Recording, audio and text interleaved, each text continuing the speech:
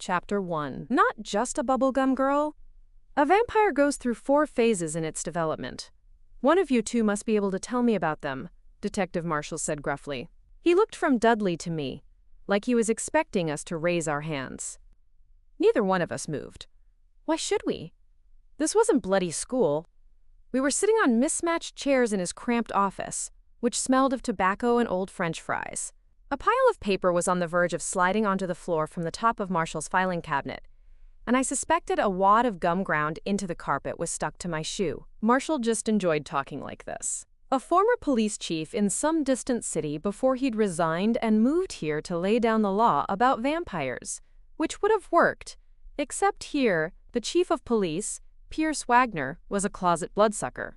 With Marshall's passion for slaying vampires, it was impossible for him to work with police who sympathized with the undead. So now he worked as a detective for the masses of humans who hadn't quite got the memo. This was a vampire city. Me? Yeah, I got the memo. I got it when I was 15. Did I know the different phases a vampire went through? Well, I knew some of them, but remained unclear on what happened after a certain point. One thing I knew for sure: vampires were not invincible. As for the rest, I'd come here hunting for the gory details of their lifespan, since things in my life had taken a distinct turn for the worst. I couldn't let Marshall know that. He wouldn't trust me if he thought I had my own agenda, so I returned his gaze patiently and acted bored but willing to let him play teacher all day. I didn't know Dudley's story. He looked like he was in his late 20s with dark eyebrows and a rough 5 o'clock shadow. His expression read like a tombstone. The message was simple. Dead men don't talk, and neither do I. Too bad, really, since he looked like a movie star from black and white film noir despite his rough edges. Marshall waited for several long moments before he grunted, "Get out! You're both worthless!" Unfortunately, both Dudley and I were in Marshall's office for job interviews. Dudley was applying to be Marshall's partner while I was applying to be his receptionist. Dudley was a private detective already, and me, as I said before, my aspirations were fewer. I just wanted to root around Marshall's files and get as much information on vamps as I could before I got canned. I cleared my throat, directed my gaze pointedly at Dudley and said, "Sorry, I rather hoped this would be a private interview." "I don't have time for private interviews," Marshall said crossly. I ground my teeth together. I didn't want to have to do this, but it was better to act like a fool than to let a vampire hunter masquerading as a private detective in on my true stance. Dumb girl routine number 4 coming right up. "I'm not interested in vamps," I said, twirling a lock of my hair. I wouldn't be able to use that routine after I turned 24, so I had to get good use out of it while I could. "I'd rather answer your phone, sort your messages, and keep your files straight than get involved with crap that could kill me. I thought you just stalked married women who strayed from the path." Marshall gave me a weird look and then opened a jar on his desk and offered me a piece of round pink bubble gum. Probably the same stuff that had been stomped into the carpet. I shook my head and said, "No thanks, I'm trying to cut back." He smiled. He liked me. No problem. I was in. "Okay, so girlie here is too smart to get involved with vamps. What about you, boyo?" Dudley shook his head coolly and recited in disinterested tones. "A vampire goes through 4 cycles. First, they are a human who has been tagged by a vampire to be their mate. If the human is unwilling, it will die. And if the human is willing, then they will end up sharing massive quantities of their own blood with the vampire, as well as drinking the vampire's blood. A human won't transform into a vampire unless they consume at least 10 liters of vampire blood over 2 months.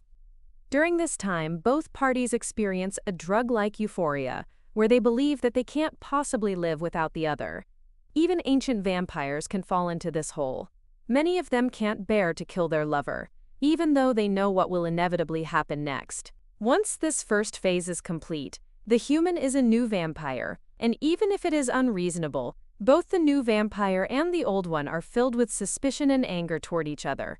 The old vampire liked the human, and is disgusted by them once they change, so much so that they will murder them if they have the chance. The new one thinks the old one is jealous of their newfound power and beauty.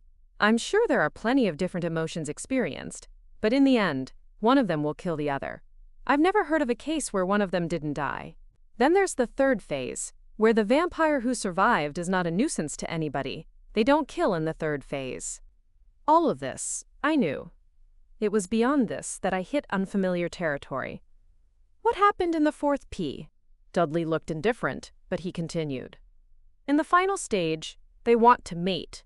But vampires don't exactly mate. They either make a new vampire out of a human and die, or they repeat the process of falling in love over and over again, without giving up their legacy. That path turns them into killing machines and causes no end of trouble. I'm sure you've seen it. Marshall shook his head carefully. Then he looked at me and said, "Be careful who you date." I turned my head away saucily. Why would I want to date anyone? Actually, I was having a hard time hiding my discomfort, and turning my head gave me an out. What Dudley said was exactly what I suspected, but I didn't want to believe it. What mess was I going to have to clean up? Marshall talked to us some more before he told me I got the job and dismissed me, saying, "If you want to stay out of trouble, then you've probably heard enough." I nodded, shook hands with both of them, and headed out. I particularly looked into Dudley's face before I left. I wanted to know what he thought of me. His expression was exactly what I expected. He thought I was a piece of fluff, completely unworthy of his attention. Perfect. Neither of them would have suspected that I was a murderer. Chapter break.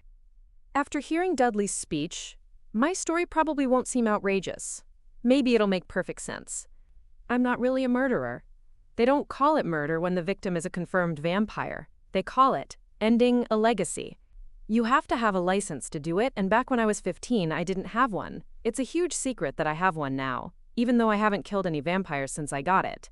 The police don't issue them to anyone under 21, so I've had mine for 2 years. Like I said, I don't use it. It's just in case. My story begins when I noticed that my older sister, London, was dating someone. This in itself seemed remarkable, and if you'd known her, you'd know why. Shai doesn't even begin to describe her. When they started dating, I took an interest. She was 17 when I was 15. It was in my best interest to learn as much as I could from her experience, except that she wouldn't tell me about him. The only thing I knew was his name, Schroeder. True, I saw him from time to time, but together they only had eyes for each other. I'd never seen obsession disguised as romance before. I thought everyone was like that when they fell in love, until it turned bad. You guessed it. He turned out to be a vampire, and just like in the scenario Dudley took us through, they shared blood until it drove them both mad. London would have been the one to die, because even though her instincts were changing, something inside her stayed the same. She was too reserved to murder him, and he was strong. He looked to be in his early 20s, but vampires didn't age. Who knew how old he was? There was no way she was the first lover he'd taken, and even though London knew he would eventually kill her, she had no drive to beat him to it. So what drove me to do it for her? That part of the story is still a little fuzzy in my memory. I remember one night when they were on the couch. He was drinking her blood while I watched from the shadows. She groaned, and something in the sound warned me that he was going too far. Tonight would be London's last night, unless I did something. I knew it wouldn't be enough just to scare him away. No vampire can stay away from the person they have transformed. They are obsessed until one of them is dead. I remember crouching with a knife in my hand and then, blank. I don't remember anything until I came to be standing over his corpse, stained red with his blood and listening to London's screams. Then I remember disposing of the body, burning it in the backyard, along with a huge pile of perfectly good 2x4s and spruce branches to cover the smell. That was it. Looking back, it's hard to believe that I could have had the energy to commit a crime like that and then cover up my tracks.